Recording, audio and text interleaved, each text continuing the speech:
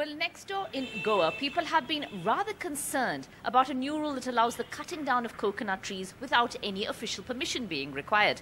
The Goa Chief Minister has also made it clear that there will not be any rethink on that new law. But what is really worrying people is that the government seems to be trusting builders to make sure that more trees than necessary are not cut down. Tejas Mehta reports.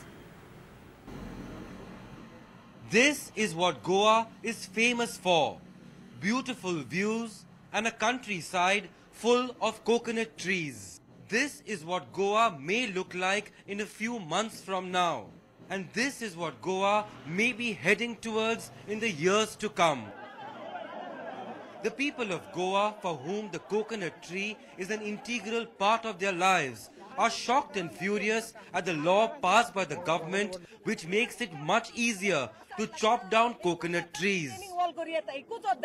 Goa must be the only place in the world where the government has declared that the coconut tree is no longer a tree. And since trees are protected, the coconut no longer gets that protection.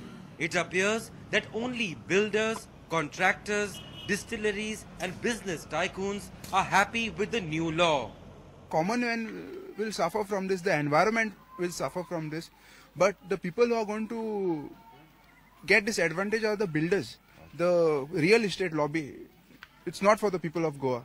Analysts in Goa point out that elections are coming soon and builders and contractors are a major source of election funding. Despite statewide opposition by ordinary people, Goa's Chief Minister Lakshmikant Parsekar ruled out a rethink on the decision to allow chopping of coconut trees without permission. He claims that the coconut tree needs no protection. They don't require protection. The tree yields ample quantity of produce. Nobody is going to cut it. So basically you're leaving it on the faith of the people. Yes, of course, of course. But isn't that a little, arbitrary in the sense that there should be some mechanism of law to ensure that... No, if need be, if we feel, then we can give them agricultural protection. So that for cutting of any coconut, NOC from agriculture is needed. That can be done. As of now, no rethink on what's been the amendment. It is not required, sir. While rejecting allegations of amending the law to favor a distillery, Parsekar said the opposition was fooling people. The oppositions have no ground here and therefore the matters are misinterpreted and people are fooled. Touched by the Chief Minister's faith in people voluntarily not chopping down coconut trees, many point to others who may not be so committed to trees over profits.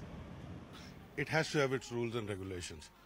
Yes, Goans will not cut a coconut tree because they respect the coconut tree a lot. They get a lot of products coming out from the coconut tree itself. But the fact lies here is, what about the outsiders who are investing in Goa?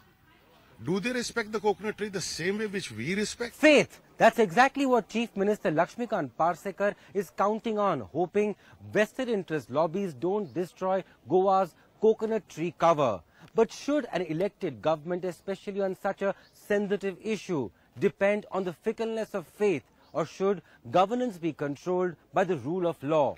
That's something the people of Goa will now have to decide. The decision for the people of Goa is whether they want their state to look like this, or do they want Goa to look like this if the law is not repealed. With camera person Suhas Chaudhary in Panji, Tejas Mehta for NDTV.